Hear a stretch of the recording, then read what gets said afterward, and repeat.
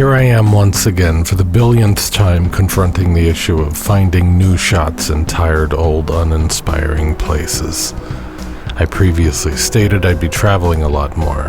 Well, I have not managed to make that happen, though it will. Until then, apparently, I feel compelled to continue. I guess enough weeks have passed where I actually find that I miss it.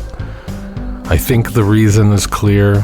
I crave to be out with my camera, in nature, away from people, having experiences, forming memories, finding little compositions in the chaos. But it's tough to be back in a place that I've been probably literally hundreds of times before, here by the river in Albuquerque. Just outside of Albuquerque, actually. But this is an oddly specific thing that I have a lot of experience with. Starting out with the attitude of, here we go again, to, on a good day at least, making it work and having a little bit of fun. Maybe it's not even that unusual. Maybe many people feel that way about many different sorts of things. So I think I'm going to try to give advice here, but that's difficult because I feel like I could use some advice myself. Plus, just in general, I hate giving advice, but I'm going to try my best. Here's the number one thing that helps me. It's kinda silly and super obvious, so I'll get the most obvious thing out of the way first. I don't think I'd be out here taking photos of random crap if I were not also making a video about it.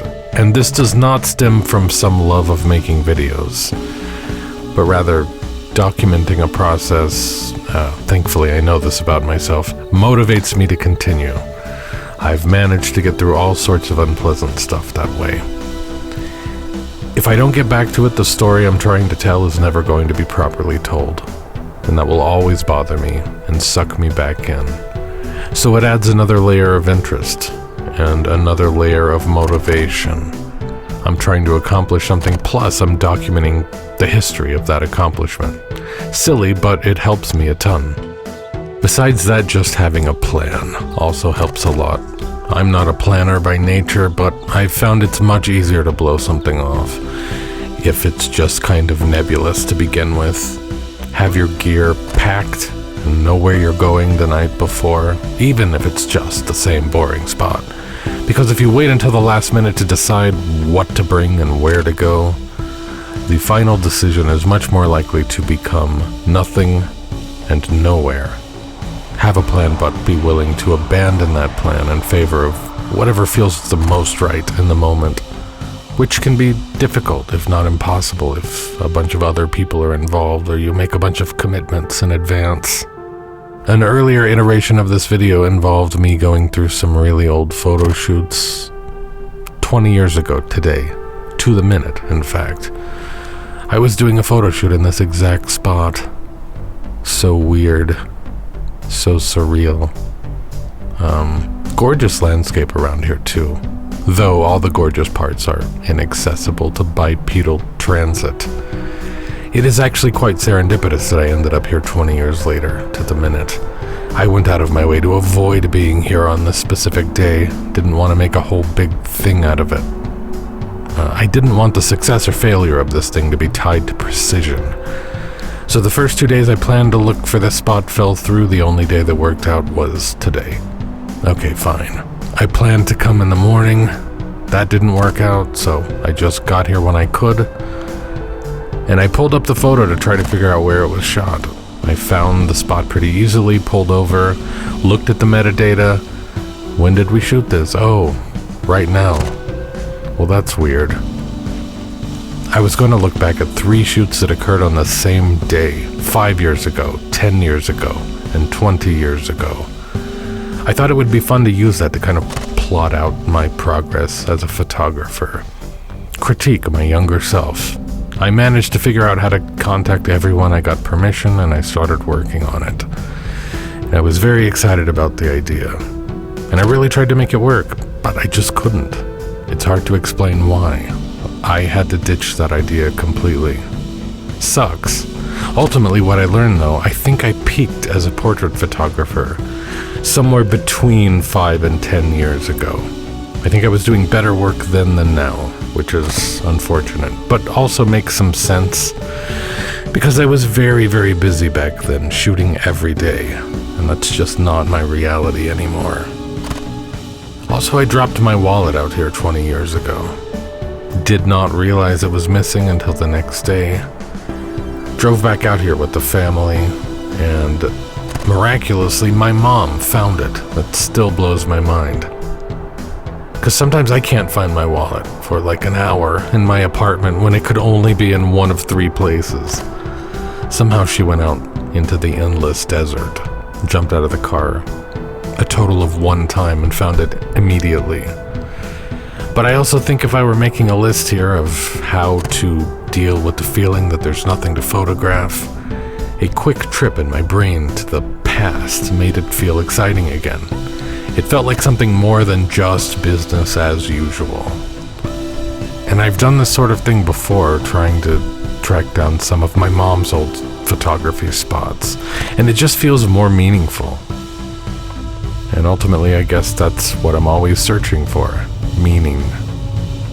So were I to try to summarize all that, I'd say try to make your photography outings less random and more personally meaningful. Doesn't matter if it's meaningful to others or if that meaning translates, but just make it meaningful to you. I made it back to Albuquerque in time for sunset, a couple of photos, a drone flight. I'm constantly losing the connection to my drone when I go over ridges like this. Fortunately, I'm not flying my Flip, which has less reliable return to home. I'm flying a Mini 5 Pro, which has outstanding return to home. I love my Flip. In many ways, I prefer the Flip to the more expensive Mini 5 Pro. It's super convenient, unfolds in 2 seconds, launches from your hand sans controller with the press of 1 button. Hold your hand under it, it automatically lands. Nothing like that exists on the Mini 5 Pro. But the Mini 5 Pro is a more expensive drone, and there are many advantages to choosing it over the Flip. It has this panorama feature that I'm sort of falling in love with, and this is just JPEG straight out of the drone, but it can also do RAW, and of course both drones can do just regular RAW photos. This is not an ad for a drone, I swear, but it's just that until I got my first drone only a few years ago, I had no idea I was going to love drones as a hobby as much as I do. Absolutely no idea. I wasn't even really ever interested in trying. That first one I got it very specifically to film myself. Well, it turns out I rarely filmed myself, and I shot photos and videos of mountains and buildings and trees and whatnot, basically constantly. So I discovered a new thing that I love. How awesome is that? But that is my next tip. I've never not had fun shooting from a drone. All the old spots are new again when viewed from the air. I almost enjoy drones more than traditional photography at this point.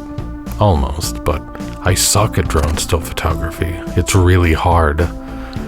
Drone videography is a lot easier. Something about the movement instantly makes a shot more interesting. I know not everyone can afford a drone. Drones are expensive, but not as expensive as traditional cameras and lenses. If you can afford a camera, you can probably afford a drone. There are cheap drones out there that are very credible. I mean, the Flip I was talking about before, I consider to be a very affordable option as far as drones go. And there are cheaper options still. I really thought the Flip was going to be my drone for the long haul. I was very pleased with that thing when I first got it. Then the wind came, and it's been windy in Albuquerque for 2 months straight or more. The Flip just cannot handle it. And so it's just day after day after day of me going out with the drone, hopeful, excited to fly. Then nothing. It's too windy to launch. Whereas the Mini 5 Pro brute forces itself through the wind.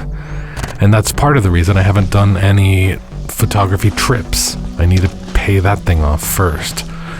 Also, my cat has been very sick for about the same amount of time, 2 months. And I've needed to take care of her. Happily, though, she seems to finally be doing much better. I really thought I might lose her, but she seems to have bounced back. She seems to be her old self again. I'm beyond relieved. Yes, maybe a more talented person could find a way to make the same location new every single time. And if that's you, I salute you, more talented person. Fortunately, it is not required to be at that level in order to gain permission to do some photography and enjoy yourself. And even the best of the best of the best who can turn something boring into something spectacular every single time, I suspect these exceptional people would still rather go somewhere new. But us mere mortals, that is often not an option, due to money, time, anxiety, whatever, all of the above. Well, let me just rattle off some general stuff that guides me, which admittedly might include some cliches, sorry. Only shoot complete shots, meaning consider every edge and corner of the frame. The outside of the frame is so important to this notion of completeness. There might be a temptation to walk around shooting nothing but wide shots. I think it's always more interesting to find a smaller composition within the wide shot and shoot that instead. Take your time with each shot. Think about it. If something feels like a throwaway, don't bother clicking the shutter. Kind of edit in advance, edit as you're shooting. Avoid having to sort through crap by not shooting a bunch of crap. To the best of your ability, there will always be crap, but limit the crap. Definitely be experimental, but without violating the principle I just mentioned. Experimental doesn't mean random. Go to the same spot you've been a million times, but go at sunset every day. And some days will look dramatically different. Okay, this is sort of a lame sunset, but some of them will be spectacular. Just keep trying. I think that's the best advice overall. Just keep trying. And you don't have to pretend that the fault lies with you. It is a legitimate problem. So I suggest just resign yourself to the fact that sometimes there really is nothing new to photograph, but if you care enough to go out anyway, you might still find a reason to be glad you did.